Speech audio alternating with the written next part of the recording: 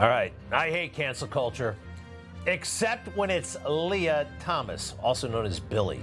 And don't worry, not canceling the person, just wiping out the fake records he set and broke. They were fake records. You know about this situation, right? The University of Pennsylvania boy swimmer became a girl swimmer, and then, oh my gosh, the liberal media and the establishment went bananas. They just loved it. They fell in love with her. It was all a sham. And now it's officially being recognized as such, not only by the federal government, but by the university itself, the University of Pennsylvania that pushed this crazy stuff. Well, late breaking news just this afternoon, they worked out a whole deal. The University of Pennsylvania will restore to female athletes all individual UPenn Division I swimming records, titles, or similar recognitions, which were misappropriated by male athletes allowed to compete in female categories. This is so refreshing. This is so beautiful. It's like there are sane people in the world, even in the Ivy League. Granted, a lot of pressure had to come from Donald Trump, but that's great. Next, please.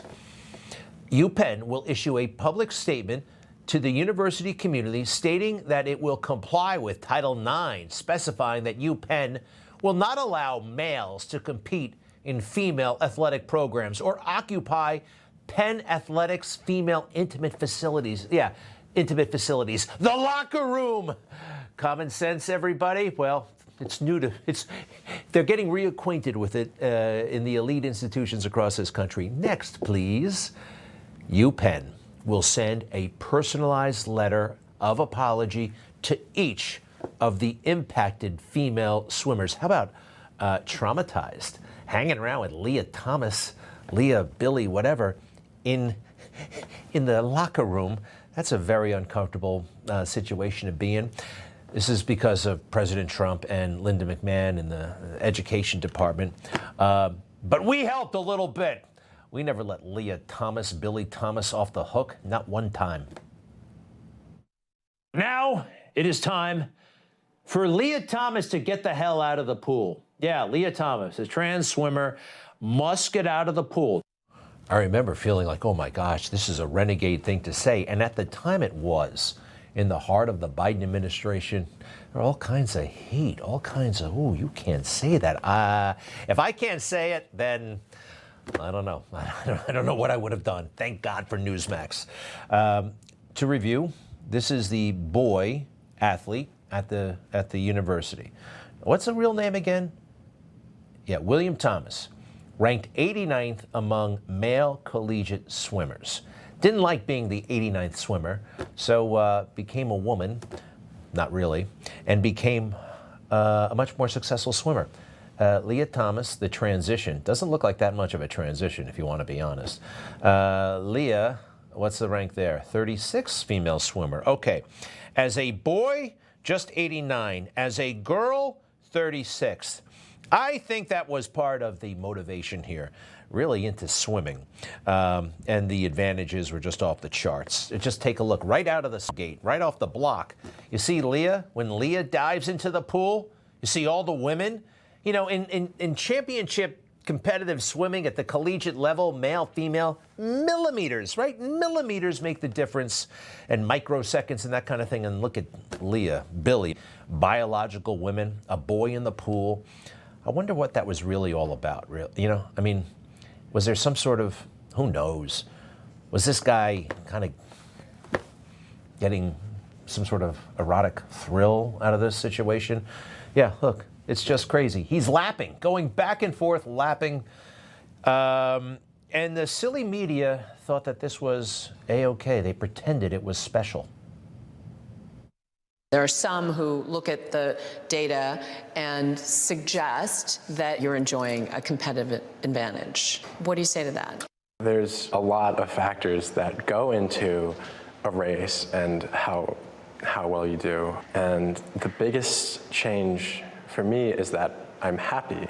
And sophomore year, where I had my best times competing with the men, I was miserable. And so having that be lifted is incredibly relieving and allows me to put my all into training into racing. Trans people don't transition for athletics. We transition to be happy and authentic.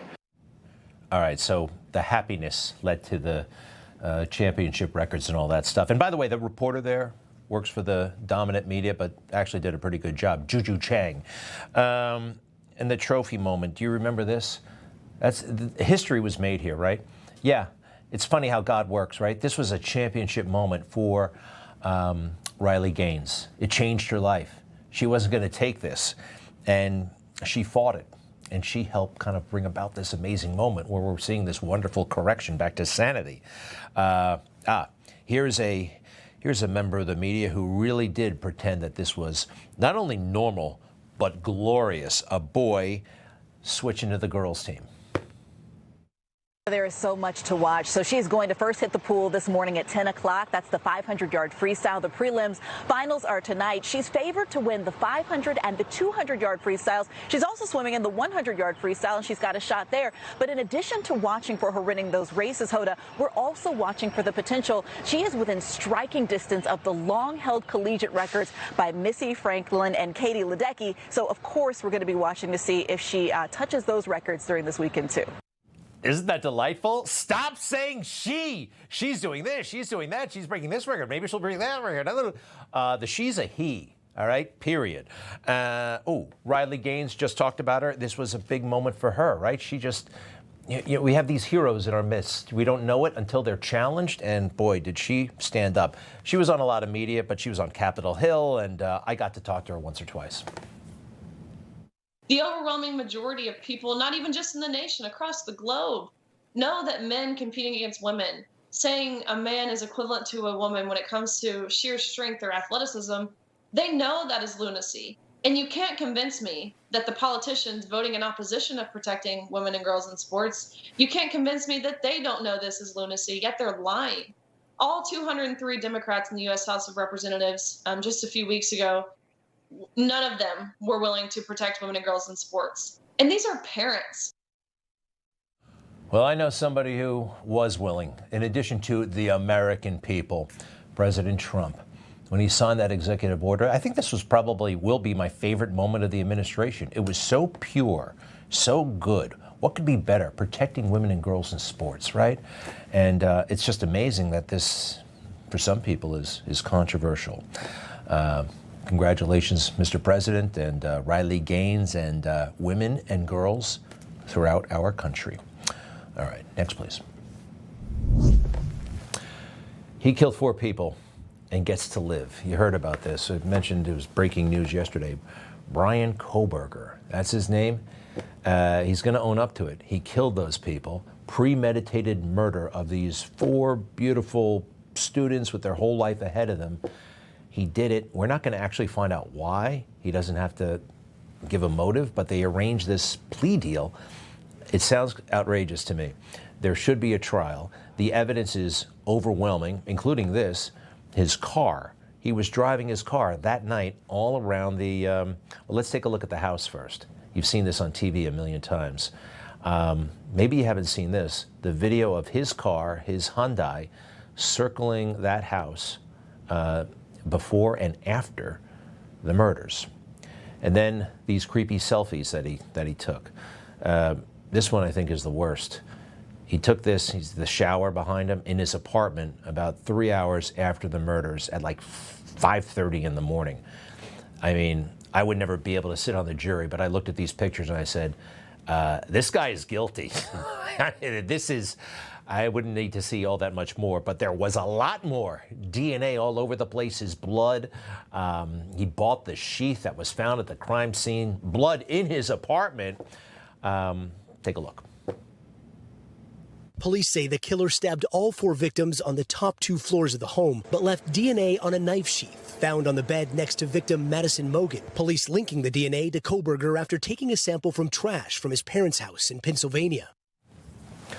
Well, that's a lot of evidence. And then I saw something else very circumstantial. You know, he was driving across the country after he killed these people. The cops pulled him over. Here's a little bit of that exchange.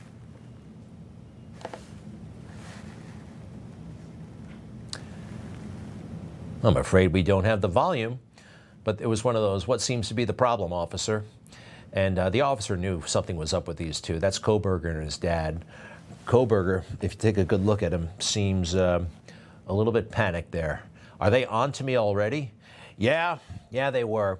I feel terrible for the families of the victims, and actually, to some degree, I feel terrible for his family. They didn't want this, and I don't think they're responsible. Idaho is a place where when the death penalty is issued, they shoot you to death, right? It's a firing squad. So there are plenty of people on death row right now, and plenty of people that Idaho have executed. Their death is the most bizarre, over-the-top, quadruple murder, homicide, premeditated, which is the worst kind of murder, and it's just going to be life in prison without the possibility of parole. Where have we heard that one before?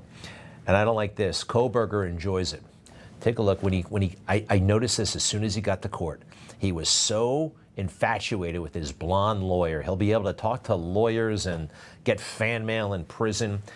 And I think that's terrible. And quite frankly, I didn't expect this would happen in a place like Idaho.